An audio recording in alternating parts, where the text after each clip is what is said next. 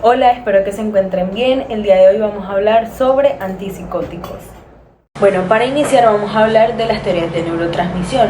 Como primero tenemos la hipótesis de la esquizofrenia con base a la serotonina, en la cual tenemos que el descubrimiento de que los alucinógenos indólicos como la dietilamida del ácido lisérgico y la mescalina son agonistas de la serotonina. Esto llevó a la búsqueda de alucinógenos endógenos en lo que es la orina, la sangre y el cerebro de pacientes con esquizofrenia. Esto resultó infructuoso, pero la identificación de muchos subtipos de receptores de serotonina condujo al descubrimiento fundamental de que el receptor 5-HT2A y posiblemente la estimulación del 5-HT2C eran la base de los efectos alucinatorios de estos agentes. Entonces tenemos que el bloqueo del receptor 5-HT2A es un factor clave en el mecanismo de acción de la clase principal de fármacos antipsicóticos de segunda generación, de los cuales tenemos que la clozapina es el prototipo y también incluye lo que es la melperona, la risperidona, la olanzapina, la quetiapina, el sertindol, la iloperidona y pues otros fármacos que estos son agonistas inversos del receptor 5-HT2A. Lo que van a hacer es bloquear la actividad constitutiva de estos receptores. Entonces tenemos que la estimulación de los receptores 5-HT2A conduce a la despolarización de las neuronas de glutamato, pero también a lo que es la estabilización de los receptores de N-metil de aspartato en lo que son las neuronas postsinápticas. Como segundo tenemos la hipótesis de la esquizofrenia con base a la dopamina, que este fue el segundo concepto desarrollado basado en neurotransmisores. Y este no se considera adecuado para explicar todos los aspectos de la esquizofrenia, en especial lo que es el deterioro cognitivo. Pero sin embargo sigue siendo muy relevante para comprender las principales dimensiones de la esquizofrenia, como son los síntomas positivos, que son alucinaciones y delirios, y los negativos, que son embotamiento emocional, retraimiento social, falta de motivación y también posiblemente lo que es la depresión. Además es esencial para comprender los mecanismos de acción de la mayoría y quizás de todos los fármacos antipsicóticos. Entonces tenemos que la actividad dopaminérgica límbica excesiva desempeña un rol en la psicosis. Como primero tenemos que muchos fármacos antipsicóticos bloquean fuertemente los receptores D2 postsinápticos en el sistema nervioso central, especialmente en el sistema mesolímbico y el estriatal frontal, que pues incluye agonistas de la dopamina parciales, como lo es el aripiprazol, el bexpiprazol y el bifeprunos. Como segundo tenemos los fármacos que aumentan la actividad dopaminérgica, como la levodopa, las anfetaminas y las bromocriptina y apomorfina, o bien agravan lo que es la psicosis esquizofrénica o pueden producir una psicosis de nuevo en algunos pacientes. Como tercero tenemos que se han encontrado que la densidad del receptor de dopamina aumenta después de la muerte en los cerebros de los esquizofrénicos que no han sido tratados con fármacos antipsicóticos. Como cuarto tenemos que algunos estudios post-mortem de sujetos esquizofrénicos han reportado niveles elevados de dopamina y también elevada densidad de receptores D2 en el núcleo accumbens, caudado y el putamen. Y como quinto tenemos los estudios de imágenes que han demostrado una mayor liberación de la dopamina estriatal inducida por anfetamina y un aumento de la ocupación basal de receptores de D2 estriatales por dopamina extracelular y otras medidas consistentes con una mayor síntesis y liberación de dopamina estriatal. También tenemos que una disminución de la actividad dopaminérgica cortical o hipocámpica subyace al deterioro cognitivo y a los síntomas negativos de la esquizofrenia. Estos hallazgos fueron consistentes con una actividad dopaminérgica disminuida en estas regiones.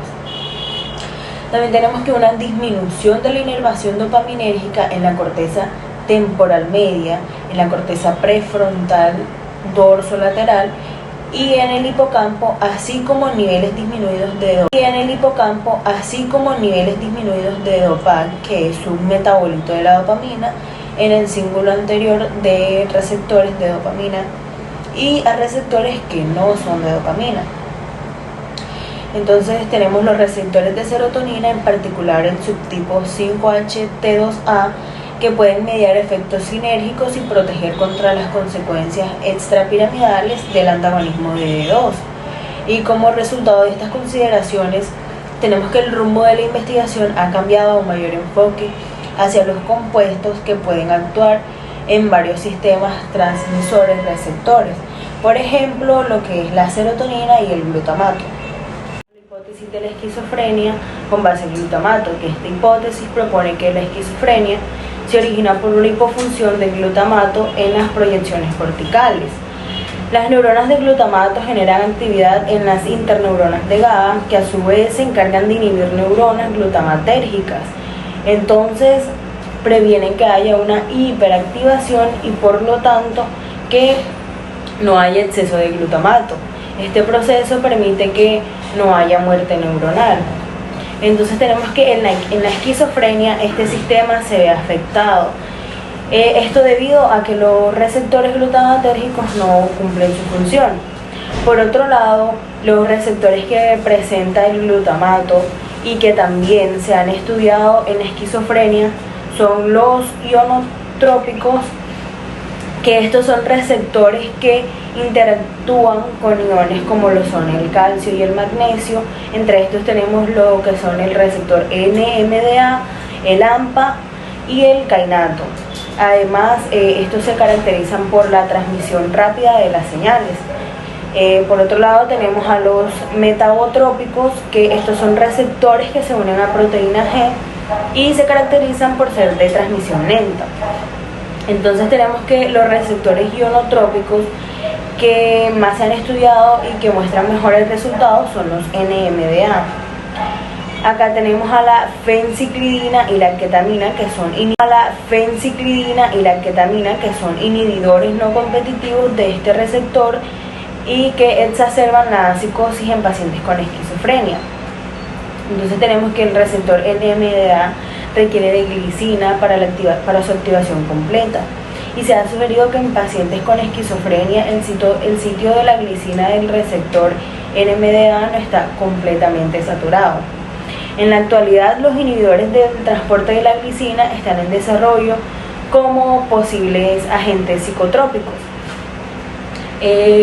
Como último tenemos a las ampaquinas, que son fármacos que potencian las corrientes mediadas por los receptores de glutamato de tipo AMPA. Estos fármacos protegen las neuronas contra los daños neurotóxicos, en parte mediante la movilización de factores de crecimiento como el factor neurotrófico derivado del cerebro. Los antipsicóticos son fármacos que se emplean para el tratamiento de la psicosis, aunque también tienen otras implicaciones, como por ejemplo el primer antipsicótico llamado cloropormacina se empleó al utilizar como preanestésico en 1950. Luego se observó que mejoraba la psicosis, por lo que fue aprobado para este propósito en 1954.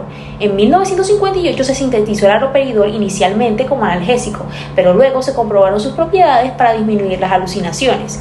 Posteriormente se sintetizaron fármacos similares como la trioperacina, la tioridazina y la ufenacina. En 1966 se hicieron estudios que comprobaron la efectividad para la clozapina, que no tenía los efectos extrapiramidales de los otros, y fue comercializado en 1973, pero en 1975 se hizo el reporte de varios pacientes que desarrollaron granulocitosis y murieron, por lo cual fue sacado del mercado en algunos países, y en otros se recomendó la vigilancia hematológica en los primeros meses. En 1990 se introdujo la clozapina en los Estados Unidos y se empezaron a desarrollar antipsicóticos que produjeran menos efectos extrapiramidales, que denominaron los atípicos, como la risperidona, la olazapina, la quetiapina, entre otros. Y en el siglo XXI se continúa en busca de mejores antipsicóticos en su efectividad y efectos adversos. Dentro de la Las manifestaciones de la psicosis incluyen alucinaciones, ideas delirantes, pensamiento desorganizado y síntomas negativos. Una alucinación es una percepción subjetiva aparente, a menudo frecuente, de un objeto o eventos externos cuando en realidad no existe tal estímulo o situación. Una idea delirante es una falsa creencia o juicio erróneo, a veces asociado a alucinaciones, que se mantiene con convicción a pesar de la evidencia contraria. Por lo general, el pensamiento desorganizado se infiere del habla del paciente. Los patrones observados a menudo consisten en un descarrilamiento o asociaciones poco precisas, en cuyo caso el individuo cambia de un tema a otro. Los síntomas negativos de los trastornos psicóticos son abulia, que es esa motivación ausente, una expresión emocional disminuida o anedonia, esa escasa capacidad para experimentar el placer, una actitud asocial o la falta de interés en la interacción social, y la agolia, que es esa disminución del habla. En este cuadro podremos observar las etiologías de las psicosis somáticas.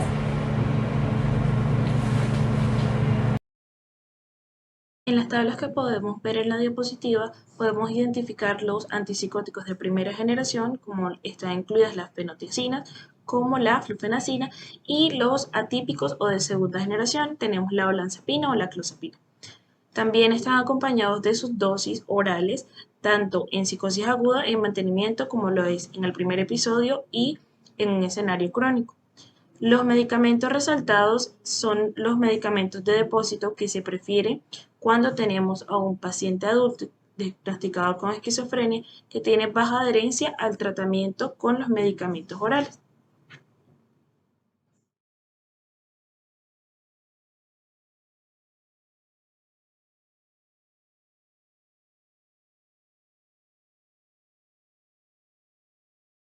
Con lo anterior, en general la duración de la acción clínica es mucho más prolongada de lo que podría estimarse a partir de su semivida en plasma.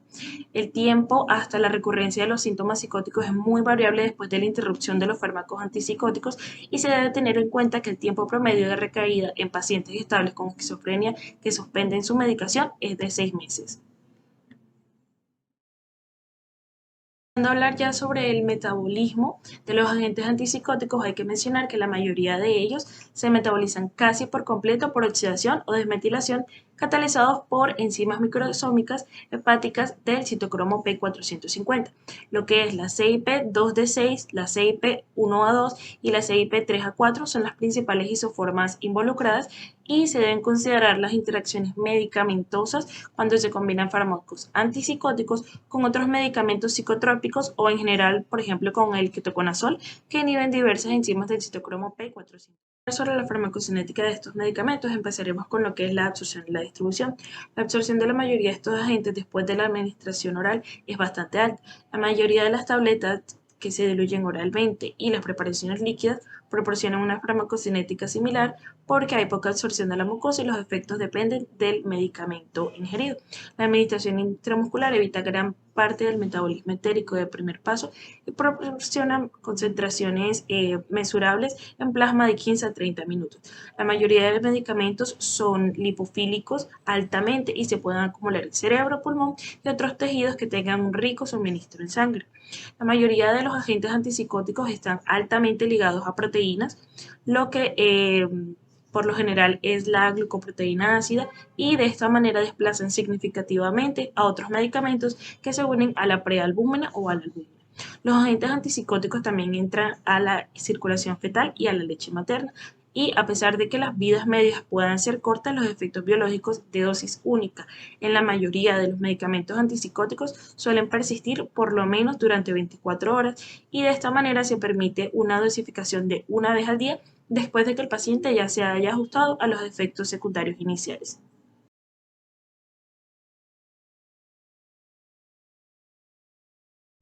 Existen dos formas en las que podemos bloquear la transmisión dopaminérgica. La primera es la que es característica de los antipsicóticos típicos o de primera generación, la cual es un antagonismo puro de los receptores de dopamina, que pues principalmente afecta a los receptores D2 y más frecuente a los receptores que tienen que ver con proteínas G inhibidoras, o sea, D2, D3 y D4. Ahora recordemos que en la esquizofrenia la vía mesolímbica se encuentra hiperfuncionante y que eso produce síntomas positivos. Entonces, si con los antipsicóticos bloqueamos esta vía, vamos a producir una reducción significativa de los síntomas positivos en una persona con esquizofrenia. Por otro lado, muchos efectos adversos explican también por el efecto de los antipsicóticos en la vía nigroestriada, como son los extrapiramidales, y en la vía tuberinfundibular, como son los efectos relacionados con la hiperprolactinemia. Los antipsicóticos no tienen un efecto o tienen un efecto muy leve escaso sobre los síntomas negativos que se producen en la vía mesocortical. Recordemos que en esta vía se encuentra hiperfuncionante, por lo tanto es racional que nosotros pensemos que los antipsicóticos que bloquean la transmisión de dopamina no tengan efecto alguno. El segundo mecanismo que implica el bloqueo del sistema dopaminérgico es el agonismo parcial de los receptores de dopamina. Este mecanismo es casi exclusivo del aripiprazol y de 2 o 3 fármacos más que no son muy usados en la práctica clínica. Se caracteriza por ser modulador o estabilizador de dopamina, es decir, que en zonas donde tú tienes un exceso de dopamina va a actuar como un antagonista, así como en el mecanismo 1, mientras que en zonas donde tú tienes una reducción de la dopamina, como por ejemplo en la vía mesocortical, va a actuar como un agonista parcial, es decir, que va a favorecer o va a estimular esto, de manera que va a buscar regular a niveles normales la neurotransmisión dopaminérgica. Entonces es posible que el aripiprazol tenga un efecto mayor que los antipsicóticos típicos en controlar los síntomas negativos. Otro mecanismo de acción es el bloqueo de los receptores serotoninérgicos. Esto es exclusivo de los antipsicóticos de segunda generación. Entonces el principal receptor que se bloquea, como se ha mencionado anteriormente, es el 5-hidroxitriptamina 2A, mientras que también puede haber otros implicados. Los antipsicóticos de primera generación, en medida que tan solo bloquean los receptores de dopamina, van a tener un efecto que depende casi que únicamente del porcentaje de receptores de D2 que en el cerebro van a bloquear.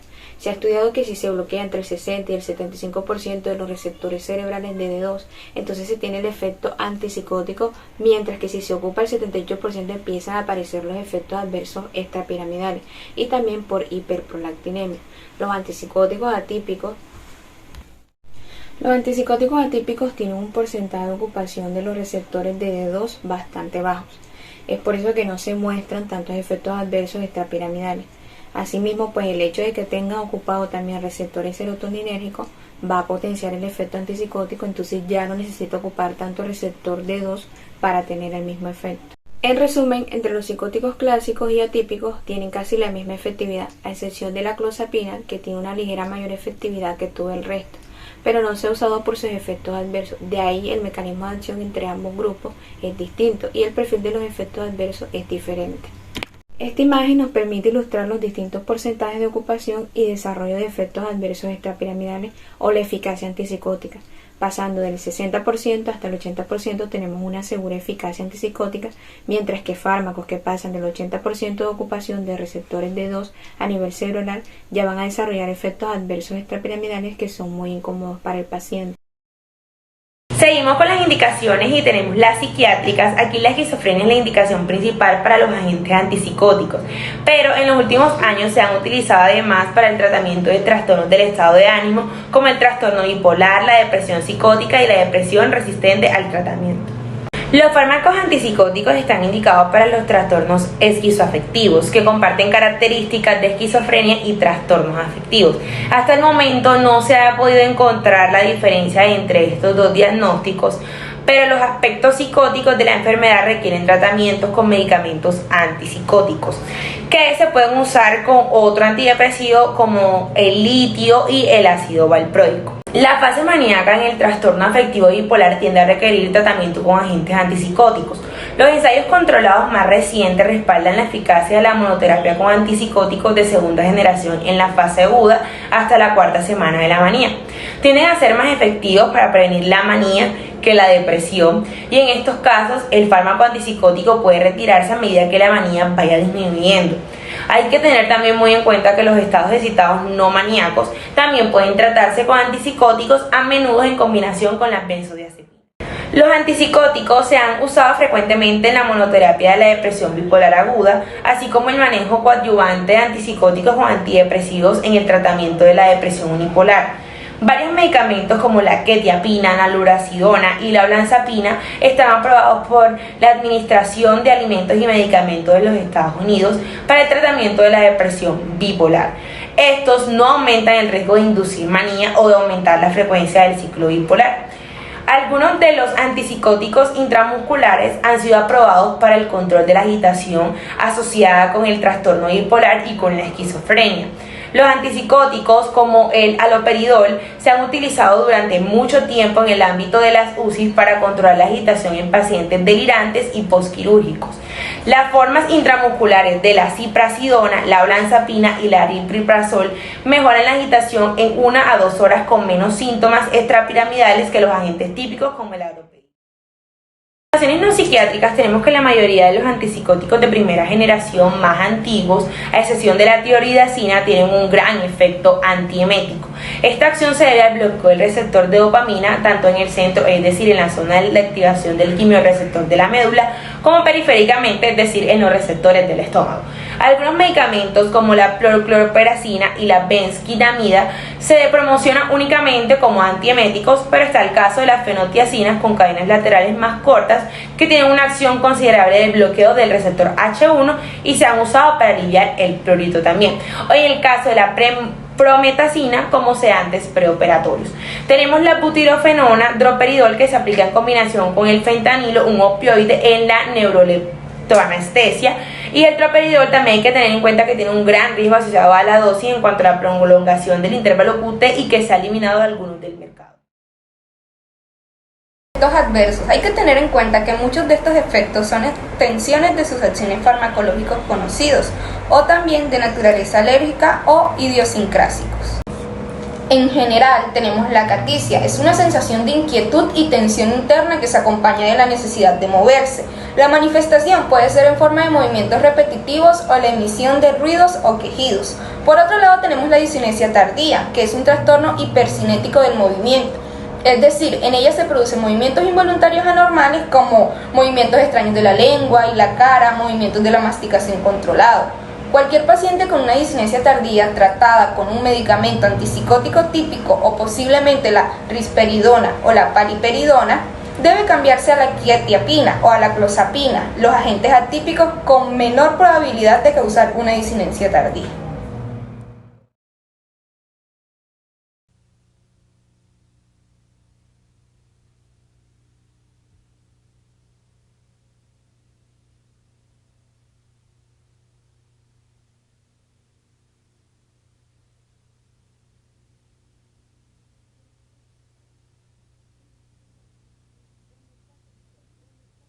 Presentar la difusión sexual, impotencia y disminución de la libido, las distonías agudas, que son espasmos intensos especialmente en los músculos de la espalda, la lengua y músculos faciales, acompañados de movimientos temblorosos. También algunos efectos anticolinérgicos como la sequedad de boca, la taquicardia o la visión borrosa. Puede haber hipotensión, especialmente grave cuando el paciente pasa de una posición rápida de descanso a una activa, por ejemplo, de decúbito supino a bipedestación, es decir, una hipotensión ortostática. También observamos parkinsonismo, caracterizado por temblores, agarrotamiento muscular, posición ligeramente encorvada y marcha torpe. O la sedación, que normalmente disminuye con el tratamiento continuo. Síndrome neuroléptico maligno es un síndrome neuropsiquiátrico poco frecuente asociado al consumo de antipsicóticos u otros antagonistas dopaminérgicos de acción central. Las manifestaciones incluyen la hipertermia, la rigidez muscular y temblor y alteraciones del estado mental y disfunción autonómica. Otros signos adicionales podrían ser la diaforesis profusa, la taquicardia, la taquipnea, una hipertensión arterial lábil, la acidosis, la incontinencia y niveles elevados de creatinquinasa sérica y de otras transaminasas por rhabdomyolysis de riesgo de insuficiencia renal subyacente. Entonces, los efectos que vamos a encontrar a nivel del sistema nervioso autónomo son la pérdida de la acomodación, la boca seca, la dificultad para orinar, el estreñimiento, y todo esto debido a un bloqueo del receptor colinérgico muscarínico, mientras que vamos a observar hipotensión ortostática, impotencia, pérdida de la eyaculación debido a un bloqueo del receptor alfa-adrenérgico. Por otro lado, en el sistema nervioso central encontraremos el síndrome de parkinsonismo, la acaticia, las distonías por bloqueo del receptor de dopamina o las disinencias tardías por la supersensibilidad de los receptores de la dopamina, o también un estado confuso tóxico por el bloqueo muscarínico. Mientras que en el sistema endocrino encontraremos la amenorrea, galactorrea, infertilidad o impotencia por el bloqueo del receptor de dopamina que resulta en hiperprolactinemia. Un aumento de peso también es común, en especial en la clozapina y la olanzapina, y requiere pues un control de ingestión de alimentos, sobre todo los carbohidratos. También podemos encontrar la pseudodepresión por la acaticia inducida por fármacos regularmente antiparkinsonianos o por dosis más altas que las necesarias en un paciente que ya ha sido parcialmente remitido.